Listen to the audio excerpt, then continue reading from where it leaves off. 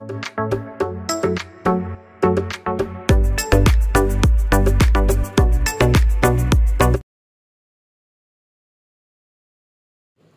Morning, ഏവർക്കും study Nifty മലയാളത്തിന്റെ daily market ന്യൂസിലേക്ക് സ്വാഗതം. അങ്ങനെ ഫിഫ വേൾഡ് കപ്പ് 2026 ഫൈനൽ അവസാനിച്ചിരിക്കുന്നു.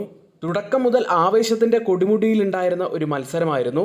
106-ാമത്തെ മിനിറ്റിൽ ഫെറാൻ ടോറസ് നേടിയ ഗോളാണ് കലാശപ്പോരിന്റെ വിധി എഴുതിയത്. നമുക്ക് മാർക്കറ്റിലേക്ക് തിരികെ വരാം. ഇന്ത്യൻ വിപണിയെക്കുറിച്ച് പറയുകയാണെങ്കിൽ ഒരു പ്രധാനപ്പെട്ട വീക്കെൻഡാണ് കടന്നുപോയിരിക്കുന്നത്. പ്രത്യേകിച്ച് ടോപ്പ് ബാങ്കുകളുടെ റിസൾട്ട് പുറത്തു വന്ന ഒരു വീക്കായിരുന്നു ഇത്. കൂടാതെ റിലയൻസ് ഇൻഡസ്ട്രീസിൻ്റെ റിസൾട്ടും വെള്ളിയാഴ്ച പുറത്തു വന്നു. അതിനുശേഷമാണ് ICICI, HDFC ബാങ്ക്, കൂടാതെ കൊടാക് മഹീന്ദ്ര ബാങ്ക് തുടങ്ങിയ കമ്പനികളുടെ റിസൾട്ടുകളെല്ലാം പുറത്തു വന്നിരിക്കുന്നത്. ഈ റിസൾട്ടുകളെല്ലാം നമുക്ക് വാച്ച് ചെയ്യേണ്ടതുണ്ട്. ഇതെല്ലാം ഇന്ന് മാർക്കറ്റിനെ സംബന്ധിച്ച് നിർണായകമാവാൻ സാധ്യതയുള്ള ധാരാളം പ്രധാനപ്പെട്ട കാര്യങ്ങളാണ്. ഇനി കഴിഞ്ഞ ആഴ്ച US വിപണികൾ നെഗറ്റീവിലാണ് ക്ലോസ് ചെയ്യുന്നത്. പ്രത്യേകിച്ച് നാസ്ഡാക്ക് ആണ് കൂടുതൽ നഷ്ടമുണ്ടാക്കിയത്, 3% ഇടിഞ്ഞു. കൂടാതെ ഡൗ ജോൺസ് 1% മാത്രമാണ് ഇടിഞ്ഞത്. വെള്ളിയാഴ്ച US വിപണികളിൽ വലിയ നഷ്ടം നേരിട്ടത് നെറ്റ്ഫ്ലിക്സ് ആയിരുന്നു. ഏകദേശം 7% ഇടിഞ്ഞു. നെഗറ്റീവായിട്ടുള്ള ഒരു കാര്യത്തിൽ നിന്ന് ആരംഭിക്കേണ്ട എന്ന് വിചാരിച്ചിട്ടാണ് ആദ്യം തന്നെ ഇത് പറയാതിരുന്നത്. എന്നിരുന്നാലും അമേരിക്ക ഇറാൻ സംഘർഷം കൂടുതൽ ശക്തമായതോടെ ആഗോള എണ്ണവില കുതിച്ചുയർന്നിരിക്കുകയാണ്. ഇന്നിപ്പോൾ ബ്രന്റ് ഫ്യൂച്ചേഴ്സിൻ്റെ വില $90 എത്തി എന്നുള്ള വലിയ ഒരു ആശങ്ക കൂടി പങ്കുവയ്ക്കാനുണ്ട്. ഏകദേശം 3% ഇന്ന് ബ്രന്റ് ഫ്യൂച്ചേഴ്സ് ഉയർന്നു നിൽക്കുന്നത്. തീർത്തും മോശം വാർത്തകൾ തന്നെയാണ് അവിടെ നിന്നും വരുന്നത്. ഇറാൻ ഒരു വൈദ്യുതി ജല ശുദ്ധീകരണ പ്ലാന്റ് ആക്രമിച്ചതായി കുവൈറ്റ് അറിയിച്ചു. ഇതോടെ അമേരിക്കൻ സെൻട്രൽ കമാൻഡ് വീണ്ടും ഇറാനെതിരെ വ്യോമാക്രമണം നടത്തി. ഓയിൽ പ്രൈസുകൾ ഇങ്ങനെ കുതിച്ചു വരുന്നത് ഇന്ത്യൻ വിപണിയെ പോലുള്ള എമർജിംഗ് എക്കോണമീസിനെ സംബന്ധിച്ച് തീർത്തും നെഗറ്റീവായിട്ടുള്ള കാര്യമാണെന്ന് പ്രത്യേകം എടുത്തു പറയേണ്ട കാര്യമില്ലല്ലോ. ഇപ്പോഴത്തെ മാർക്കറ്റിൻ്റെ ഒരു സിറ്റുവേഷൻസ് അനലൈസ് ചെയ്യുകയാണെങ്കിൽ US ഫ്യൂച്ചേഴ്സ് ഇപ്പോൾ ഇടിവിൽ തന്നെയാണ്. ഇപ്പോൾ ഓപ്പൺ ചെയ്തിരിക്കുന്ന ഏഷ്യൻ മാർക്കറ്റുകളിൽ ജപ്പാൻ മാർക്കറ്റ് നിക്കിയും കോസ്പി മാർക്കറ്റും 4% മുകളിൽ ഇടിവിലാണ്. നിഫ്റ്റി ഇപ്പോൾ ട്രേഡ് ചെയ്യുന്നത് 24,289 30 പോയിൻറ്റ്സ് ഇടിഞ്ഞാണ്. അതായത് ഇപ്പോഴത്തെ ഒരു നില വെച്ച് നിഫ്റ്റിയിൽ ഏകദേശം 30 പോയിൻറ്റ്സിൻ്റെയൊക്കെ ഒരു ഗ്യാപ് ഡൗൺ ഓപ്പണിങ്ങിനാണ് സാധ്യത കാണുന്നത്. ഇന്ന് ഏറ്റവും ആദ്യം വിപണിയിൽ റിഫ്ലക്റ്റ് ചെയ്യാൻ പോകുന്ന ഒരു റിസൾട്ട് റിലയൻസ് ഇൻഡസ്ട്രീസിൻ്റേതായിരിക്കും. റിലയൻസ് മികച്ച ഒരു ക്വാർട്ടർ തന്നെയാണ് ഇത്തവണ കാഴ്ചവെച്ചിരിക്കുന്നത്. എക്സ്പെക്റ്റേഷനെ ബീറ്റ് ചെയ്യുന്ന ഒരു റിസൾട്ട് തന്നെയായിരുന്നു. ആദ്യം കൺസോളിഡേറ്റഡ് റവന്യൂ മുൻ വർഷത്തെ അപേക്ഷിച്ച് 25.4% വർദ്ധിച്ച് 3,11,850 കോടി രൂപയായി. എബിറ്റഡയിലേക്ക് വന്നു കഴിഞ്ഞാൽ 10.7% വർധനവാണ് ഇയർ ഓൺ ഇയറിൽ കാഴ്ചവെച്ചിരിക്കുന്നത്. 47,517 കോടി രൂപയായിട്ടാണ് എബിറ്റഡ പുറത്തു വന്നത്. ഇനി അറ്റാദായത്തിൽ ഇടിവാണ്. മുൻവർഷത്തെ അപേക്ഷിച്ച് അറ്റാദായം 22.4% ഇടിഞ്ഞ് 20,946 കോടി രൂപയായി. അതിൻ്റെ കാരണം കഴിഞ്ഞ വർഷം ഏഷ്യൻ പെയിൻറ്റ്സ് ഓഹരികൾ വിറ്റഴിച്ചതിലൂടെ ലഭിച്ച ഒറ്റത്തവണ ലാഭം മൂലമുണ്ടായ ഹൈ ബോണസ് ഇഫക്റ്റാണ് ഈ ഇടിവിന് പ്രധാനപ്പെട്ട കാരണമായത്. റിലയൻസ് ഇൻഡസ്ട്രീസിൻ്റെ റിസൾട്ടിൽ പ്രധാനപ്പെട്ട ഒരു പാർട്ട് പറയുകയാണെങ്കിൽ റിഫൈനിങ് മാർജിനുകളും, അതായത് ഓയിൽ ടു കെമിക്കൽസ് മേഖലകളിലെ കരുത്തും യുദ്ധം മൂലമുണ്ടായ തടസ്സങ്ങൾ മറികടക്കാൻ ഒരു പരിധിവരെ സഹായിച്ചു എന്ന് വേണം പറയാൻ. ഏതായാലും റിലയൻസിനെ സംബന്ധിച്ച് എക്സ്പെക്റ്റേഷനെ ബീറ്റ് ചെയ്യുന്ന ഒരു റിസൾട്ട് തന്നെയായിരുന്നു. വളരെ പോസിറ്റീവായിട്ടുള്ള ഒരു കാര്യം തന്നെയാണ്. ഇനി ഇന്നത്തെ ദിവസം ബാങ്കുകൾ തന്നെയായിരിക്കും ഫോക്കസിൽ ഉണ്ടാവുക. കാരണം ഒത്തിരിയേറെ പ്രധാനപ്പെട്ട ബാങ്കുകളുടെ റിസൾട്ട് ഈ വീക്കെൻഡിലാണ് വന്നിരിക്കുന്നത്. അതിൽ HDFC bank, ICICI bank, Punjab national bank, Kotak Mahindra bank തുടങ്ങിയ ബാങ്കുകളൊക്കെയാണ് വരുന്നത്. അതിൽ ആദ്യം HDFC ബാങ്കിൻ്റെ കാര്യം എടുത്തു കഴിഞ്ഞാൽ ഒന്നാം പാദത്തിൽ Q1 ബാങ്കിൻ്റെ അറ്റാദായം 5% വർദ്ധിച്ച് 19,060 കോടി രൂപയായി. അറ്റ പലിശ വരുമാനത്തിൽ 6.7% വളർച്ചയാണ് രേഖപ്പെടുത്തിയത്.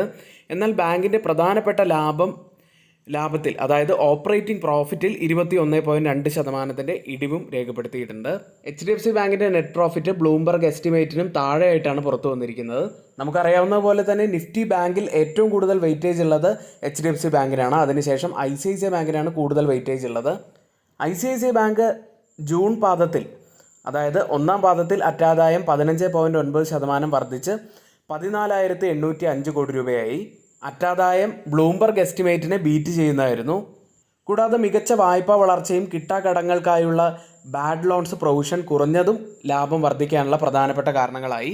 അടുത്തതായി പഞ്ചാബ് നാഷണൽ ബാങ്കിൻ്റെ റിസൾട്ടാണ്. അറ്റാദായം 3 ഇരട്ടിയായി വർദ്ധിച്ച് 5,253 കോടി രൂപയായി. മുൻവർഷം ഇതേ കാലയളവിൽ അത് 1,675 കോടി രൂപ മാത്രമായിരുന്നു. കുറഞ്ഞ നികുതി ചെലവുകളാണ് ഇതിന് പ്രധാനപ്പെട്ട, അതായത് നെറ്റ് പ്രോഫിറ്റ് ഇത്രയധികം വർദ്ധിക്കാനുള്ള ഒരു കാരണമായത്. അടുത്ത് കൊടാക് മഹീന്ദ്ര ബാങ്കാണ്. ഒന്നാം പാദത്തിൽ അറ്റാദായം 22.6% ഉയർന്ന് 5480.48 കോടി രൂപയായി. അടുത്തതായി ആക്സിസ് ബാങ്കിൻ്റെയും അറ്റാദായം 23% വർധനവാണ് രേഖപ്പെടുത്തിയിരിക്കുന്നത്. കൊടാക് മഹീന്ദ്ര ബാങ്കിൻ്റെയും ആക്സിസ് ബാങ്കിൻ്റെയും റിസൾട്ടുകൾ നമുക്ക് കുറച്ചുകൂടി ഡീറ്റെയിൽ ആയിട്ട് നോക്കാം. അതിന് മുന്നേ ആയി ഗോൾഡ് പ്രൈസിനെ കുറിച്ച് പറയുകയാണെങ്കിൽ ഗോൾഡ് പ്രൈസുകൾ കനത്ത ഇടിവിൽ തന്നെയാണ്. ഇന്ന് 0.5% 0.5% ഇടിവിലാണ് ഇപ്പോൾ ട്രേഡ് ചെയ്യുന്നത്. കേരളത്തിലെ ഗോൾഡ് പ്രൈസ് പവന് 1,50,80 എന്ന നിലയിലാണ്. ഇനി മറ്റൊരു കാര്യം പറയാനുള്ളത്, സ്റ്റോക്ക് മാർക്കറ്റിൻ്റെ എല്ലാ കാര്യങ്ങളും നിങ്ങൾക്ക് പഠിച്ചു പോകാൻ കഴിയുന്ന സ്റ്റോക്ക് മാർക്കറ്റിൻ്റെ ബേസിക് കോഴ്സിൽ നിങ്ങൾക്ക് ജോയിൻ ചെയ്യാൻ താല്പര്യമുണ്ടെങ്കിൽ എത്രയും പെട്ടെന്ന് തന്നെ സീറ്റുകൾ ബുക്ക് ചെയ്യുക. പുതിയ ബാച്ച് ഉടൻ തന്നെ ആരംഭിക്കുന്നുണ്ട്.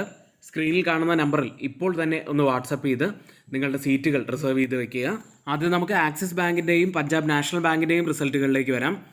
പ്രോഫിറ്റിൽ 22.5% വർധനവാണ് ആക്സിസ് ബാങ്കിൽ റിപ്പോർട്ട് ചെയ്തിരിക്കുന്നത്. 7,114 കോടി രൂപയിലാണ് പ്രോഫിറ്റ് ഉള്ളത്. നെറ്റ് ഇൻട്രസ്റ്റ് ഇൻകത്തിൽ 8% വർധനവ് രേഖപ്പെടുത്തി. പ്രൊവിഷൻസ് ആൻഡ് കണ്ടിജൻസീസിൽ 43.7% വർധനവുമാണ് ഇയർ ഓൺ ഇയറിൽ കമ്പനി റിപ്പോർട്ട് ചെയ്തിരിക്കുന്നത്. അടുത്തതായി പഞ്ചാബ് നാഷണൽ ബാങ്കിൻ്റെ റിസൾട്ടാണ്. നമ്മൾ പറഞ്ഞതുപോലെ വലിയ ഒരു വർധനവാണ് പഞ്ചാബ് നാഷണൽ ബാങ്കിൻ്റെ റിസൾട്ടിൽ ഉണ്ടായിരിക്കുന്നത്. പ്രത്യേകിച്ച് പ്രോഫിറ്റ് 213.6% വർധനവാണ് റിപ്പോർട്ട് ചെയ്തിരിക്കുന്നത്. 5,253.3 കോടി രൂപയിലാണ് പ്രോഫിറ്റ് ഉള്ളത്. നെറ്റ് ഇൻട്രസ്റ്റ് ഇൻകത്തിൽ 2.1% വർധനവാണ്. 10,798.4 കോടി രൂപയിലാണ് നെറ്റ് ഇൻട്രസ്റ്റ് ഇൻകം ഉള്ളത്. പ്രൊവിഷൻസ് ആൻഡ് കണ്ടിജൻസീസിൽ 67.5% വർധനവും കമ്പനി റിപ്പോർട്ട് ചെയ്തു. ടാക്സ് എക്സ്പെൻസിൽ 66% ഒരു ഇടിവാണ് ഇപ്പോൾ വന്നിരിക്കുന്നത്. അതും പോസിറ്റീവായിട്ടുള്ളൊരു കാര്യമാണ്. ഗ്രോസ് NPA ഇടിഞ്ഞിരിക്കുകയാണ്. അടുത്തതായി RBL ബാങ്കിൻ്റെ റിസൾട്ടാണ്. പ്രോഫിറ്റിൽ 27% വർധനവാണ് ഇപ്പോൾ റിപ്പോർട്ട് ചെയ്തിരിക്കുന്നത്. 254 കോടി രൂപയിലാണ് പ്രോഫിറ്റ് ഉള്ളത്. നെറ്റ് ഇൻട്രസ്റ്റ് ഇൻകത്തിൽ 12% വർധനവാണ്. 1,654 കോടി രൂപയിൽ. പ്രൊവിഷൻസ് ആൻഡ് കണ്ടിജൻസീസിൽ 35% വർധനവും കമ്പനി റിപ്പോർട്ട് ചെയ്തു. അടുത്തതായി മികച്ച ഒരു റിസൾട്ട് റിപ്പോർട്ട് ചെയ്ത കമ്പനി പൂനാവാല ഫിൻകോർപ്പാണ്. പ്രോഫിറ്റിൽ 391.5% വർധനവാണ് റിപ്പോർട്ട് ചെയ്തിരിക്കുന്നത്. 307.7 കോടി രൂപയിലാണ് പ്രോഫിറ്റ് ഉള്ളത്. നെറ്റ് ഇൻട്രസ്റ്റ് ഇൻകത്തിൽ 87.2% വർധനവാണ് വന്നിരിക്കുന്നത്. 1,196.8 കോടി രൂപയിലാണ് നെറ്റ് ഇൻട്രസ്റ്റ് ഇൻകം ഉള്ളത്. ഇമ്പയർമെൻറ്റ്സ് ഓൺ ഫിനാൻഷ്യൽ ഇൻസ്ട്രുമെൻസിൽ 46% വർധനവും കമ്പനി റിപ്പോർട്ട് ചെയ്തിരിക്കുന്നു. അടുത്തത് ടുർട്ടിൽ മൈൻ ഫിൻടെക് സൊല്യൂഷൻസ് എന്ന കമ്പനിയാണ്. പ്രോഫിറ്റായി റിപ്പോർട്ട് ചെയ്തിരിക്കുന്നത് 3.1 കോടി രൂപയാണ്. കഴിഞ്ഞ വർഷം ഇതേ കാലയളവിൽ കമ്പനി 39.4 കോടി രൂപ നഷ്ടത്തിലായിരുന്നു ഉണ്ടായിരുന്നത്. റവന്യൂവിൽ 42% വർധനവ് റിപ്പോർട്ട് ചെയ്തിരിക്കുന്നു. 357.2 കോടി രൂപയിലാണ് റവന്യൂ ഉള്ളത്. അടുത്തത് ഒബ്രോയ് റിയാലിറ്റിയാണ്. പ്രോഫിറ്റിൽ 29% വർധനവ് വന്നിരിക്കുന്നു. 543.5 കോടി രൂപയിലാണ് പ്രോഫിറ്റ് ഉള്ളത്. റവന്യൂവിൽ 31.7% വർധനവ് വന്നു. 1,300.9 കോടി രൂപയിലാണ് റവന്യൂ റിപ്പോർട്ട് ചെയ്തിരിക്കുന്നത്. ഇന്നത്തെ ഏറ്റവും പ്രധാനപ്പെട്ട കുറച്ച് വാർത്തകളാണ് നമ്മളിവിടെ ഷെയർ ചെയ്തിരിക്കുന്നത്. ഈ വാർത്തകളെല്ലാം ഏറ്റവും ഓതറൈസ്ഡ് ആയിട്ടുള്ള സൈറ്റുകളായ money control, mint, Reuters, CNBC, financial express തുടങ്ങിയ മാധ്യമങ്ങളിലാണ് നമ്മൾ എടുത്തിരിക്കുന്നത്. മറ്റുള്ളവയെല്ലാം നമ്മുടെ വ്യൂസ് മാത്രമാണ്, ഒരിക്കലും റെക്കമെൻഡേഷൻ അല്ല. നിങ്ങളുടെ എഡ്യൂക്കേഷണൽ പർപ്പസിന് വേണ്ടി മാത്രമാണ് ഷെയർ ചെയ്യുന്നത്. എങ്കിൽ ഇന്നത്തെ ഈ വീഡിയോ ഇവിടെ പൂർത്തിയാവുന്നു. ഏവർക്കും നന്ദി.